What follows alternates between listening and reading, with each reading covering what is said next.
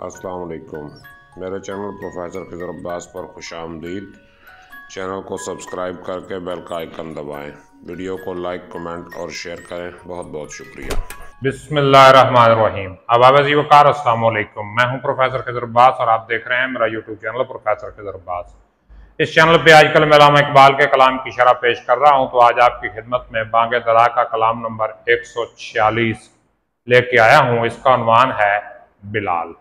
तो ये हजरत बिलाल हबशी रजी अल्लाह अन्हु के हवाले से अल्लामा इकबाल ने यह नज़्म लिखी है। तो सबसे पहले हम देखते हैं कि बिलाल हबशी कौन थे। इनका नाम था बिलाल बिन रबाह रजी अल्लाह अन्हु। ये रसूलुल्लाह सल्लल्लाहु अलैहि वसल्लम के मशहूर सहाबी थे। इन्हें मौज़िन रसूल भी कहा जाता है। ये सफ़र व हज़र में रसूलुल्लाह सल्लल्लाहु अलैहि वसल्लम के साथ रहते थे। आप बहुत ही मशहूर सहाबी हैं। आपके वालिद का नाम रब्बा है। आप हबशा के रहने वाले थे और मक्का मुकरमा में एक काफिर उमैया बिन खलफ के गुलाम थे। इसी हाल में मुसलमान हो गए।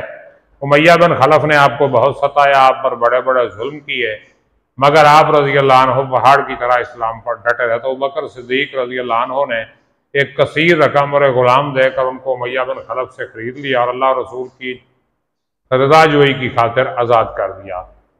तो नबी पाक सल्लल्लाहु अलैहि वसल्लम के विसाल के बाद हज़रत बिलाल जो है मदीने से शाम चले गए और वहीं शाम ही उनका इंतकाल हुआ। 20 हिजरी में शाम के शहर हिलब में इंतकाल फरमाया।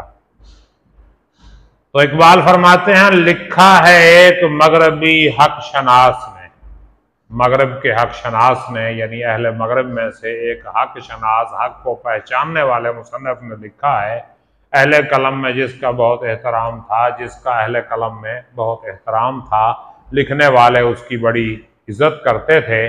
क्या लिखा है उसने कि जौलांग है सिकंदर रूमी था एशिया। एशिया का मुल्क क्या था?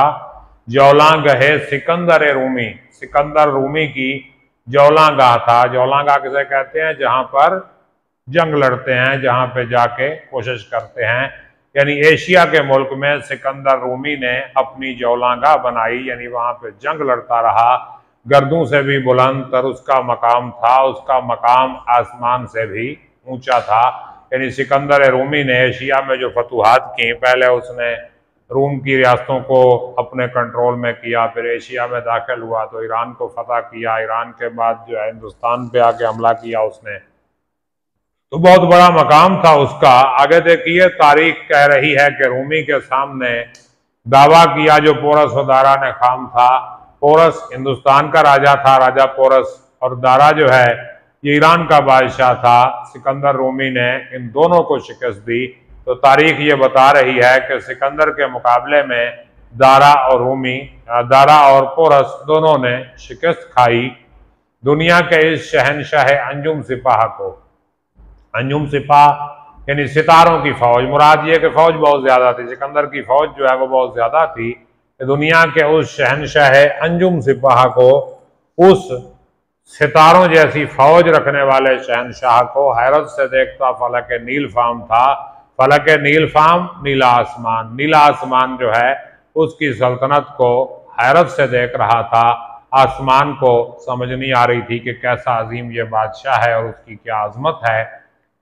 और आज एशिया में उसको कोई जानता नहीं, एशिया में आज उसे कोई जानता ही नहीं। सिकंदर जैसा जो बादशाह था उसे आज एशिया में कोई जानता ही नहीं, किसी को पता ही नहीं कि सिकंदर नाम का कोई बादशाह था। बस तारीख के वर्कों में उसका नाम मौजूद है और तारीखदान भी उसे पहचानता नहीं। अब उसे तारीखदान भी नहीं पहचानता, तारीखदान को भी पता नहीं कि वो क्या था।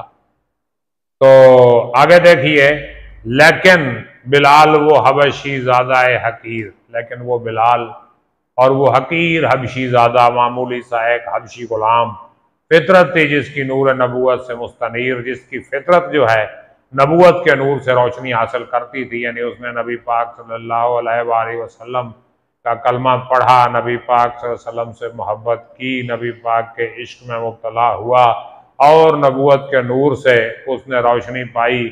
उसका रंग तो काला था मगर उसका दिल जो है वो रोशन हो गया। जिसका आमी अजल से हुआ सीना है बिलाल, यानी नबी पाक सल्लल्लाहु अलैहि वसल्लम का जो इश्क था, जो ईमान की रोशनी थी, उससे बिलाल का सीना जो है अजल से, इब्तदा से ही अमीन बना था।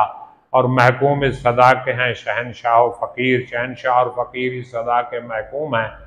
यानी इस्लाम की आवाज़, हक की आवाज़ के वो महकूम हैं, उसके ग़ुलाम हैं, होता है, जिससे असवद व अहमर में इख्तलात, यानी इस्लाम का जो पैगाम है, असवद काला, अहमर गोरा, यानी काले और गोरे को बराबर कर देता है, उनके दरमियान इख्तलात होता है, उनके दरमियान जो है मिलाप होता है, और करती है जो गरीब को हम पहलू अमीर, यानी जो चीज़ इस्लाम का जो पैगाम है, इस्लामी मसावात जो है, ये गरीब को अमीर के बराबर कर देती है, गरीब को अमीर के साथ खड़ा करती है। और है ताज़ा आज तक वो नवाए जिगर गुदाज, जिगर गुदाज, जिगर को नरम करने वाली आवाज़, यानी बिलाल की जो अजान की आवाज़ है, अजान बिलाल की जो आवाज़ है, वो क्या है, आज तक वो जिगर को नरम करने वाली आवाज़ ताज़ा है, यानी बिलाल की अजान आज भी दुनिया में गूंज रही है। वो इश्क का तराना बन के अज़ां अज़ल से तेरे इश्क का तराना बनी,